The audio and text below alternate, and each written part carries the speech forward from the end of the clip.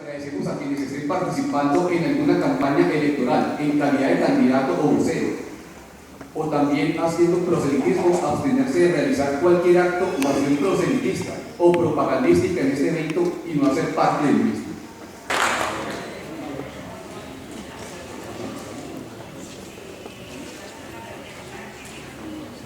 A continuación vamos a tener la presentación a cargo de la Dirección y Subdirección de Registro y Gestión de la Información sobre generalidades y el procedimiento administrativo de exclusiones del Registro Único de Víctimas, a cargo de la doctora Ana Milena Cepeda y Luz Karime Gómez. El proceso de lo que usted quiera hacer, y Antioquia está en poder del parámetro total. San Carlos es el plan piloto a nivel nacional y hay los muertos que usted quiere enterrar y todo el mundo lo paga. La impunidad por el medio.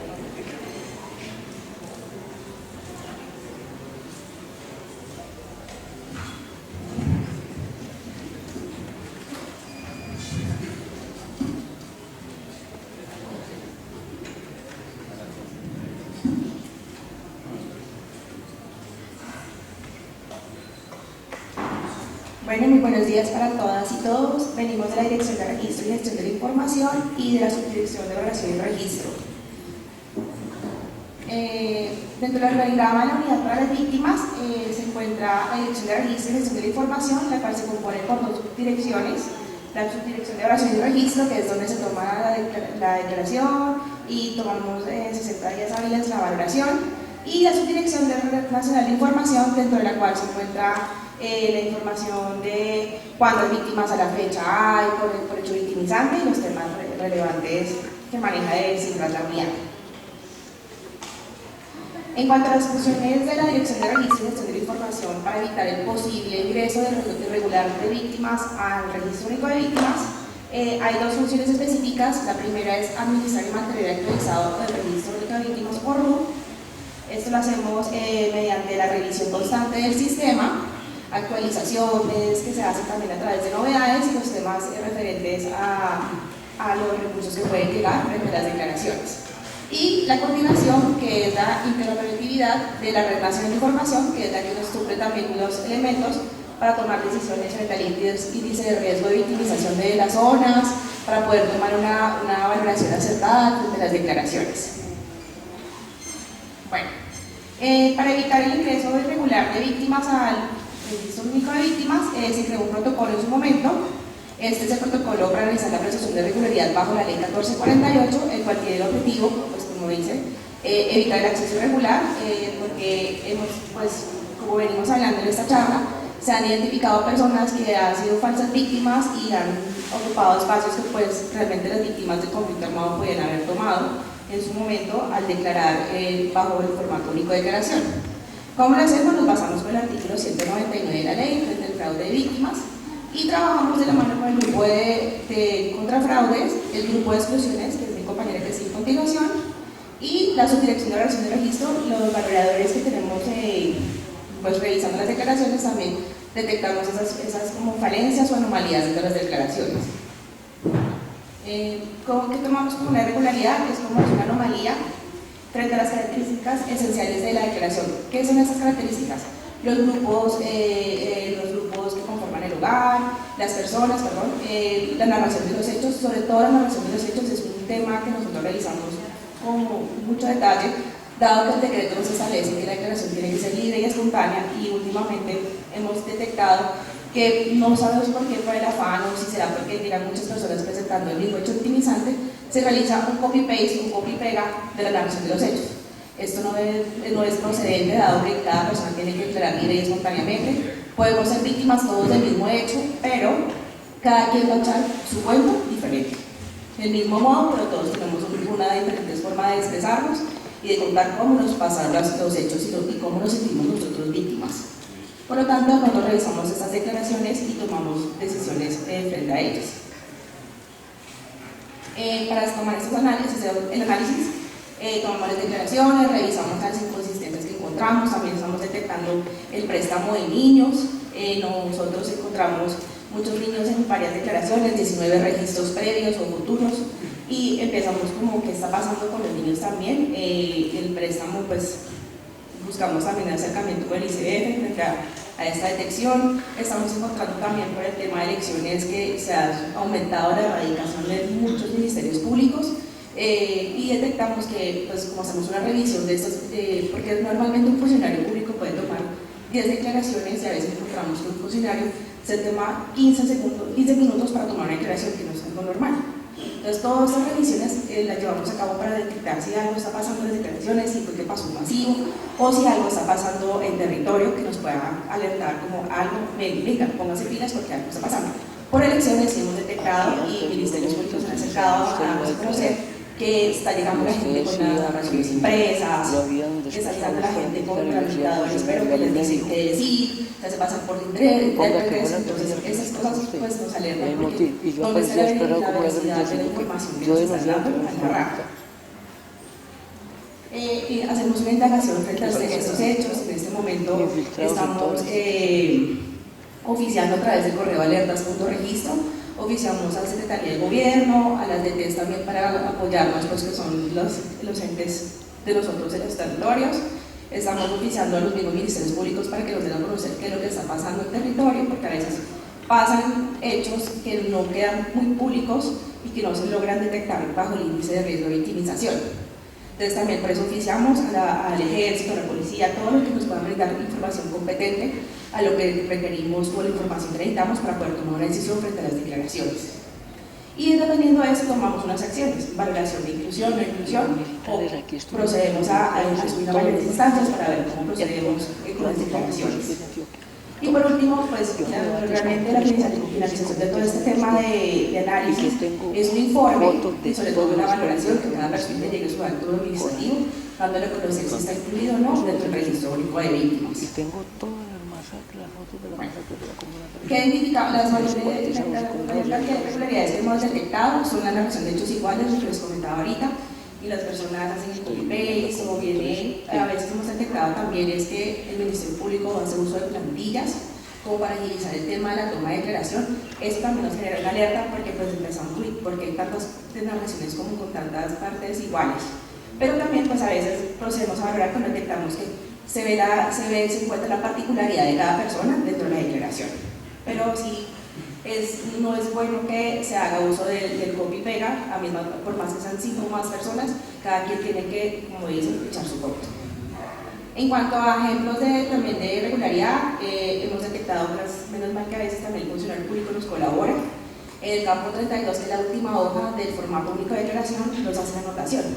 La persona se presenta con la memoria, con la narración de hechos en una USB, la persona la llaman y le dictan qué tiene que decir.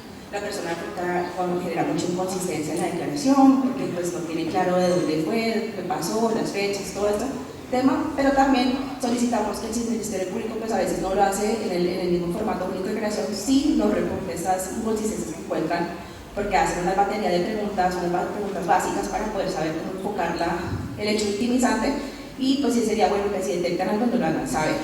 Medellín es muy bueno con nosotros porque desde la ET nos llegan muchas de la personería de Medellín, nos reportan muchos casos. Cuando detectan toda esta información, nuestros funcionarios, nuestros enlaces de registro nos envían mucha esta información y con eso también avanzamos en la valoración. Otro tema que tenemos es soportes similares en varias declaraciones. Tuvimos una alerta en el 2018 que el personero le emitió el mismo certificado a todos sin darle a conocer pues realmente qué afectación tuvo cada persona, pues, aunque a veces se generan para ciertas comunidades de un resguardo, una comunicación desde el ente competente, también es importante que se vea una particularidad de la persona dentro de los soportes que anexen a la declaración. Y por último, hemos detectado, y es una que estamos revisando constantemente, son lo que hemos determinado como multideclarantes. Multideclarantes son esas personas que se han dedicado a declarar en varios municipios con pequeños o largos cortos de tiempo entre una y otra declaración, no por el tema de realmente que sean víctimas, sino por la ayuda inmediata. Entonces, estas personas hemos empezado a construir una base que manejamos desde la Subdirección de Registro y son personas que casi siempre declaran desplazamiento. Y ya por el hecho de que están declarando y declarando, también empieza a cruzarse la información. Entonces, a veces también se está generando una no inclusión por este hecho, porque se detecta que es una falsa víctima que realmente no está pasando. Es diferente cuando son líderes sociales, eso porque pues tienen un índice alto de victimización. Para apoyarnos desde las direcciones territoriales, se creó este protocolo de gestión de las direcciones territoriales respecto a las alertas sin valoración, el cual consiste en que nosotros tenemos nuestros centros regionales y puntos de atenciones en los municipios y en las DTs, perdón. Entonces queremos que, sabiendo que el territorio se maneja diferente a lo que es el nivel nacional de Bogotá, pues en la unidad, el nivel central, queremos que las personas que tengan conocimiento de estas personas que son falsas víctimas o que tengan conocimiento que se acercan a solicitar información al respecto y se dan cuenta que están en declaraciones que nunca refieren esa información, que la reporten. Entonces se crea este protocolo para que las personas se acerquen, los ciudadanos y las personas y los funcionarios que tengan conocimiento nos reporten estas cosas a la dirección de registro para poder tomar una decisión oportuna frente a la valoración. Dentro de este protocolo establecimos dos rutas, la interna, que es para los que son los funcionarios de la unidad, y a nivel nacional y direcciones territoriales o dentro de la oficina de control fraudes, que para que nos reporten al correo alertas.registro. Pero las personas, los ciudadanos, los enlaces de víctimas y los ministerios públicos, las alcaldías y los funcionarios de otras entidades también lo pueden reportar y lo agradeceríamos que lo hagan al correo requer.registro@unidadvictimas.gov.co, porque cuando les llega esto a ellos pueden enviarnos la información y podemos tomar una decisión oportuna, porque nosotros actuamos desde la subdirección de valoración frente a la letra está pendiente por valorar. Mientras que ya si llega la información y está incluida, nos toca remitirlos al grupo de exclusiones, al grupo contra fraudes para que tomen los trámites pertinentes frente a la declaración. ¿Cómo debemos reportar estas irregularidades? Agradecemos que si tienen el formato único, el código de formato único de declaración, para tener, porque pues una persona puede tener muchas declaraciones del registro único de víctimas, pero pues sería actuar frente a la que realmente nos están reportando. Los datos del declarante, integrantes del grupo familiar, nombre completo, tipo de documento y cédula, porque pues no queremos incurrir en un homónimo. La descripción de la regularidad, que lo detecté, que la persona declaró, pero realmente ella nunca se desplazó, siempre ha vivido en Medellín, ella no viene de ninguna otra ciudad, siempre vive acá. Esas inconsistencias o los temas de que vine a consultarme para saber cómo iba mi proceso y me encuentro en otras declaraciones que no conozco a la gente y nunca rendí. Entonces toda esta información es importante y si cuentan con soportes anexos, a veces desde el territorio en los puntos les dan información del otro código PUT y del declarante, y por eso pues, nosotros podemos actuar oportunamente.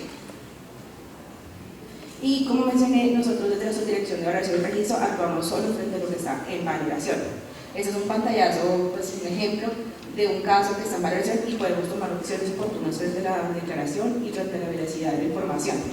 Entonces, como les comentaba, ya cuando están incluidos o no incluidos, ya pues nos toca es remitir a las áreas competentes. Entonces, como les mencioné, en valoraciones para la subdirección de valoración, incluido sería para el grupo de exclusiones para que ya ellos hagan el trámite pertinente, oficien y lo competente. Y lo no incluido lo metemos también a un grupo contra fraudes para que, pues, si se tiene que hacer algo hacia fiscalía, pues ellos hagan el trámite correspondiente. Muchísimas gracias.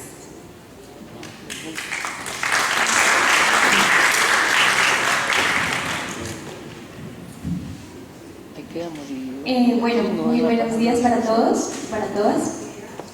Bueno, yo les voy a hablar acerca del procedimiento de exclusiones. Es importante que todos sepamos de qué se trata el procedimiento. Básicamente, cuando la administración, o más bien, digamos, las leyes básicamente tenían que establecer qué ocurre cuando se le da o se otorga un estado de inclusión a una persona, pero esa persona no es víctima del conflicto armado. Debería existir un fundamento normativo que a mí me permita poder excluir o poder, digamos, quitarle todos los beneficios respecto de los cuales la persona pues no tiene esa condición de víctimas. En ese sentido, el procedimiento de exclusiones es un procedimiento administrativo que básicamente lo que busca es que las personas que realmente son víctimas pues sean quienes se encuentren en el registro único, pero las que no lo son pues no deberían estar, porque básicamente le quitan la oferta o la oportunidad a aquellos que realmente digamos que si acreditan su condición y si son los titulares de toda una oferta institucional. Bueno, entonces vamos a mirar cuáles son, digamos, como todo el procedimiento que se requiere hacer para poder otorgar un estado de exclusión. Entonces, lo primero, el objetivo, digamos, del procedimiento de exclusiones es básicamente revocar la inscripción del registro único de víctimas de las personas que obtuvieron esa calidad sin serlo, es decir, que simularon las condiciones deliberadamente, es decir, que no tenían esa calidad de víctimas y las fingieron, mintieron o básicamente utilizaron documentos engañosos para acreditar dicha condición. Por eso se establece un ingreso engañoso, fraudulento o que la persona no tiene esa calidad de víctima.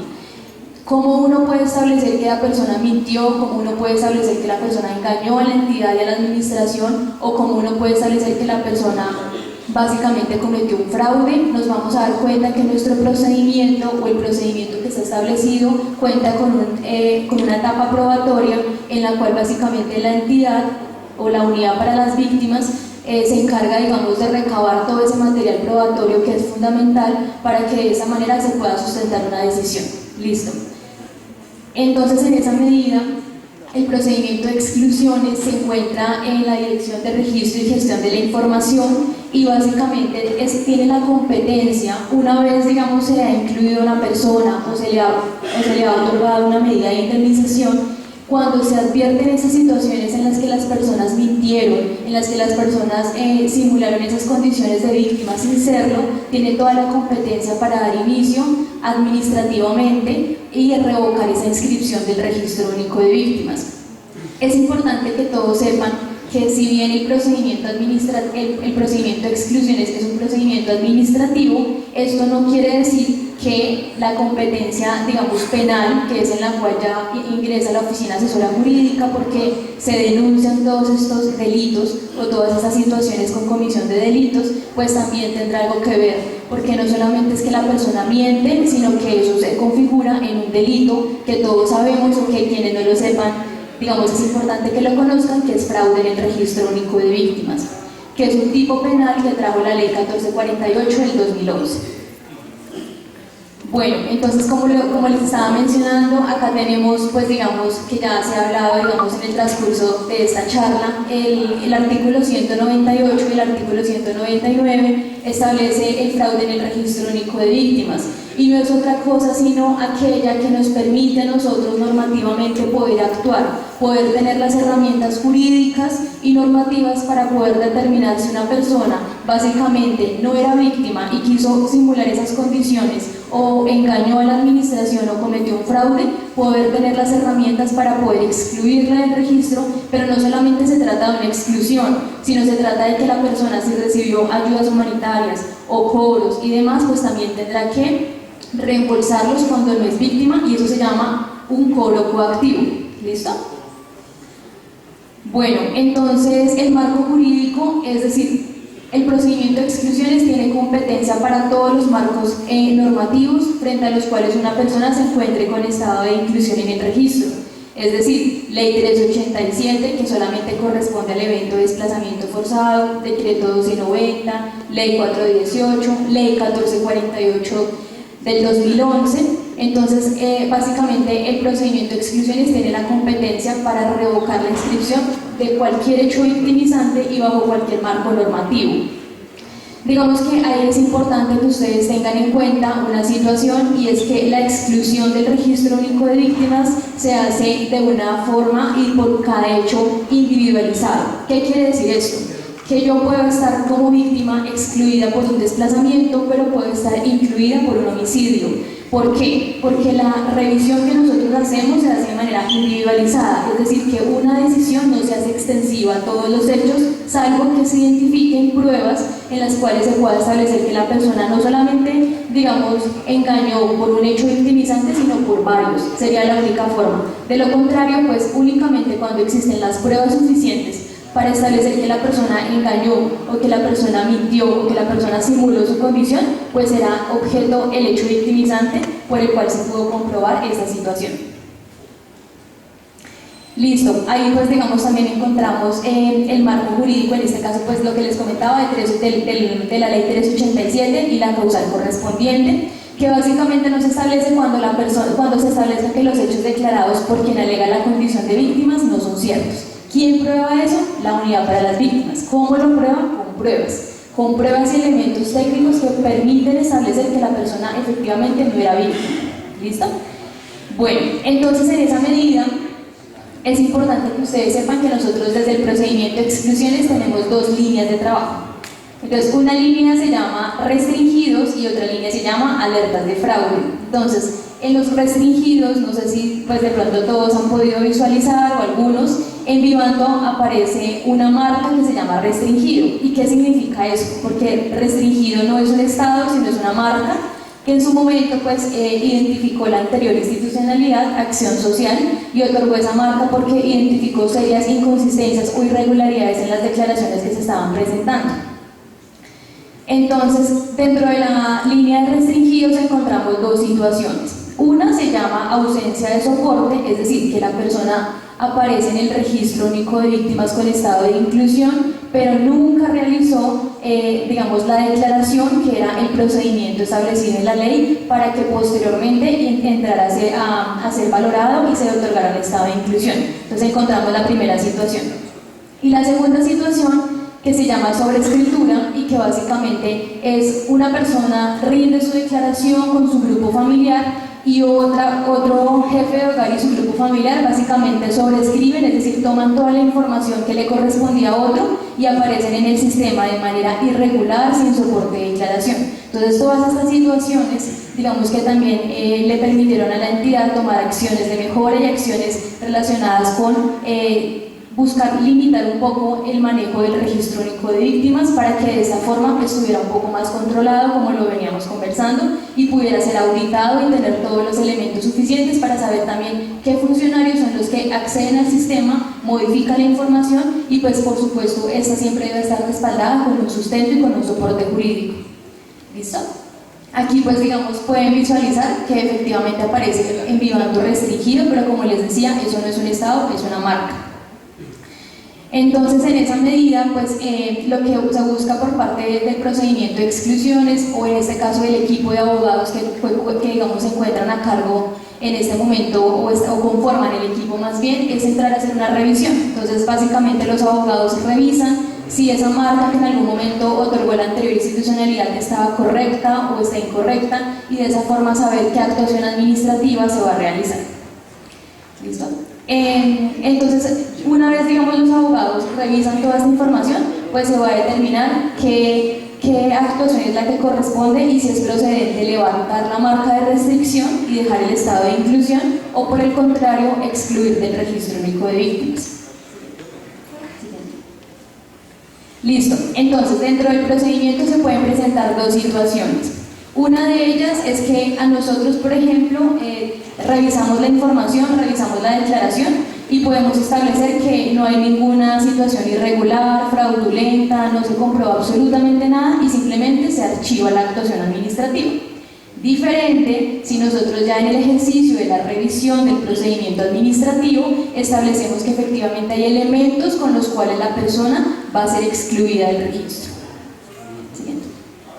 Bueno, entonces, cuando estamos hablando, les comentaba, tenemos dos líneas de trabajo, una restringidos y otra de alertas. Las alertas básicamente son las que colocan en conocimiento, por ejemplo, las direcciones territoriales, los ciudadanos, los procedimientos, otras entidades del Estado, y son situaciones en las cuales al parecer se están advirtiendo circunstancias anómalas o irregulares que se están presentando con algunas víctimas. Pero ¿cuál es la diferencia entre el procedimiento de exclusiones y lo que nos explicaba mi compañera anteriormente? Que aquí en este procedimiento se activa todo cuando yo ya tengo el estado de inclusión. Es decir, la persona fue valorada, fue incluida y nosotros advertimos una situación irregular o engañosa. El procedimiento de exclusiones básicamente se encarga de revisar si es procedente excluir del registro único de víctimas o por el contrario no hay lugar a modificar el estado. Aquí tenemos pues un ejemplo, digamos, de desaparición forzada y que muchas veces no es la generalidad, pero ocurre, digamos, con frecuencia en algunas oportunidades, y es que la persona, por ejemplo, declaró una desaparición forzada de un familiar, pero cuando tenemos la información, por ejemplo, de la Fiscalía, nos damos cuenta que la persona, es decir, la víctima que supuestamente estaba desaparecida, no estaba desaparecida, sino que había conformado una nueva familia, un nuevo hogar. Entonces, en esta situación pues nos damos cuenta que si bien para la persona pudo estar desaparecida, esa situación no se presentó con ocasión del conflicto armado, porque básicamente la víctima directa decidió irse a formar otra familia y otro hogar y no tiene absolutamente nada que ver con el conflicto armado. ¿Listo? Bueno, entonces, Dentro de la verificación que nosotros realizamos, aquí, digamos, en el procedimiento de exclusiones, encontramos lo siguiente. Los abogados tienen que entrar a hacer una verificación de todo el expediente administrativo, revisar la información que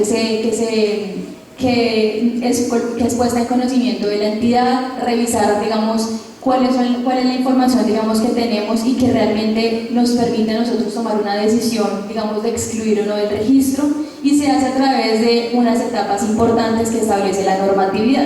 Entonces, cuando se establece que efectivamente hay mérito, que una persona mintió, que una persona engañó o que una persona está suplantando o está simulando la calidad de víctima, de conformidad con lo que establece la normatividad, se da inicio a un auto de apertura de investigación y pruebas. ¿Y qué es eso? Básicamente es un acto administrativo a través del cual la entidad le coloca en conocimiento a la persona que ha iniciado una investigación administrativa formalmente. Se le colocan los motivos por los cuales está dando inicio para que la persona tenga derecho a defenderse, ejerza su debido proceso, su derecho de contradicción, y pueda también darnos a conocer a nosotros qué pruebas tiene para refutar o para, digamos, darnos a entender que la situación que se está colocando en conocimiento no es suficiente para que su calidad de víctima se vea afectada. Sí. Entonces, en esa medida, digamos que algo muy importante que ustedes también tienen que saber es que cuando la administración da inicio a la apertura de la investigación, nosotros en el sistema colocamos una marca que es la siguiente y aparece así en Vivanto: Grupo Exclusión Investigación. ¿Qué quiere decir esto? ¿Para qué se coloca esto? Cuando se inicia la investigación, básicamente a la persona se le suspenden todas las ayudas humanitarias, los pagos y demás. Y esta marca es muy importante porque recordemos que también tenemos que prevenir. Cuando una declaración está inmersa en una revisión administrativa, no se puede continuar, digamos, con el pago, con el transcurso de ninguna medida hasta tanto se solucione la situación respecto de la cual fue la entidad advertida de una posible irregularidad o ingreso fraudulento en el registro. Digamos, ya en este caso nosotros tenemos la articulación con la Dirección de Reparaciones y con las otras misionales para que cuando ellos observen este tipo de marcas, pues no realicen ningún pago correspondiente. Los hechos victimizantes que nosotros, pues digamos, más recibimos en el procedimiento, que nos alertan de que posiblemente no son ciertos, son desplazamiento forzado, desaparición forzada, entre otros hechos victimizantes. Se colocan en conocimiento mucho que las personas mienten, acomodan situaciones para poder acceder a las atenciones humanitarias y demás, y pues ya se encargan, digamos, en este caso el procedimiento, de recabar las pruebas para establecer si es verdad que la persona mintió y no tenía esa calidad de víctima.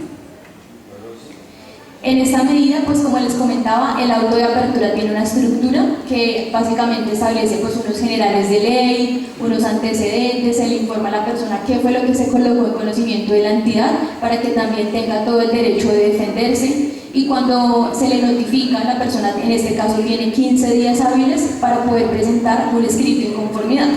Y básicamente el escrito de inconformidad es la forma a través de la cual el investigado, en este caso, pues puede presentar, digamos, su defensa, es decir, establecer los argumentos por los cuales considera que no se le debería, digamos, excluir del registro único de víctimas, y será cada, digamos, fundamento o elemento el que permita tomar una decisión.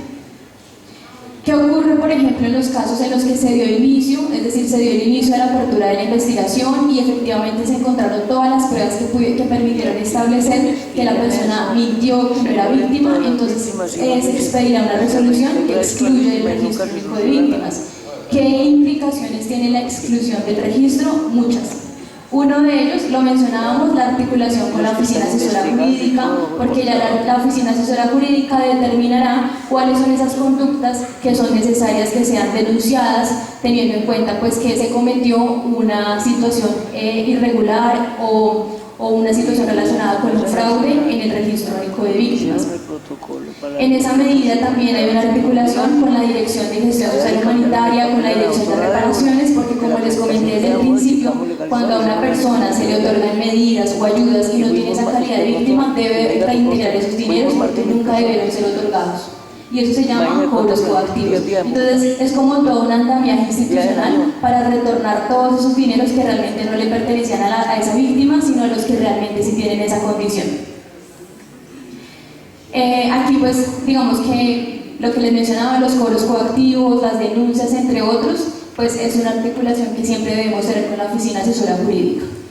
Acá hay unas cifras, digamos, que quise traerlas para que ustedes las conozcan. Con corte el 1 de octubre del 2023 se han excluido 56.103 personas, que corresponden a 10.038 declaraciones. En esta medida, pues, es una cifra, digamos, considerable, y eso también permite establecer y permite una protección del registro único de víctimas, y no aquellos que están buscando de una manera irregular, deshonesta, simular esa condición de víctimas. Entonces, ha sido también un trabajo muy riguroso, pero también muy que se tiene que destacar por parte de la unidad frente a buscar realmente esa protección del registro único. Aquí, pues, para traer a colación, si de pronto dentro de las direcciones territoriales identifican que existe un estado, en este caso desestado, y tienen alguna inquietud, pues ya les voy a decir cuál es el correo para que lo puedan remitir. Y finalmente, pues acá tenemos dos, digamos, canales de atención. Entonces, el interno, que es grupoexclusiones@unidadvictimas.go.co, pero recuerden siempre que la persona cuente con estado de inclusión. Y también, pues ya, si alguien quiere colocar en conocimiento un fraude, un tema irregular de otra persona que lo conoce, también lo puede hacer a través, pues, digamos, del canal que nos dio la Oficina Asesora Jurídica, y también de reiter.registro@unidadvictimas. Muchas gracias.